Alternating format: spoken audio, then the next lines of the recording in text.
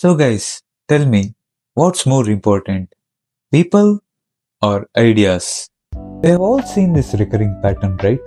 Someone has an idea, they obtain funding, then they bring in a lot of smart people, then they develop and sell products that get a bootload of attention.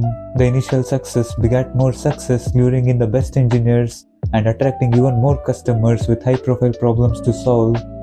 As these companies grew, their CEOs were heralded as the titans of new. Then, the companies did something stupid. They were being blinded by the competition that they forgot to develop any deep introspection or uncover any other destructive forces lurking at work, which made them expand like a bubble and then burst. So, my question is how to not only build a successful company but also a sustainable creative culture. If you're still wondering how, then I would suggest you to read Creativity Inc., written by Ed Catmull in 2014 when he was the president of Pixar and Disney Animation. Of course, there are plenty of books written about running an organization and fostering creativity. The reason why I chose this book is because of Pixar. As a kid, I was enraptured by Pixar movies, vicariously being their characters. But when I grew up, I wanted to know what was it that made me relate to these anthropomorphic characters. Who are the people behind these creations?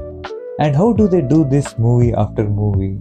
As I read this book, I uncovered multiple factors at play. The first one being communication.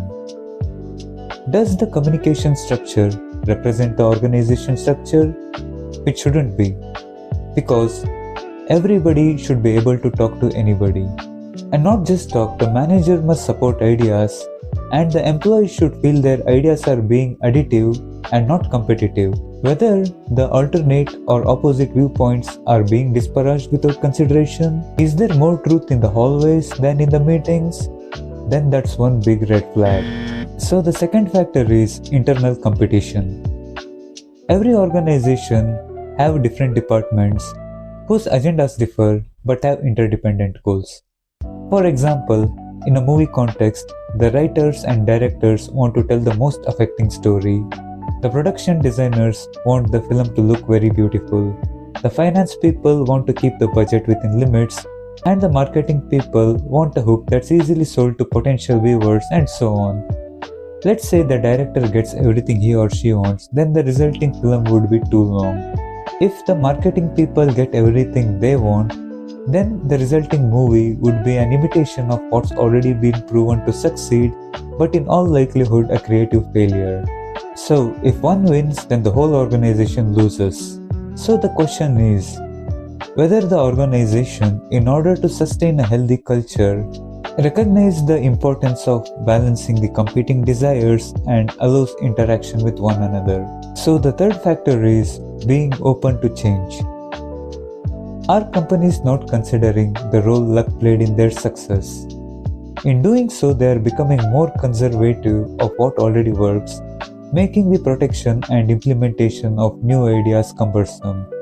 This unwillingness to change in an ever-changing world is an impediment to creativity.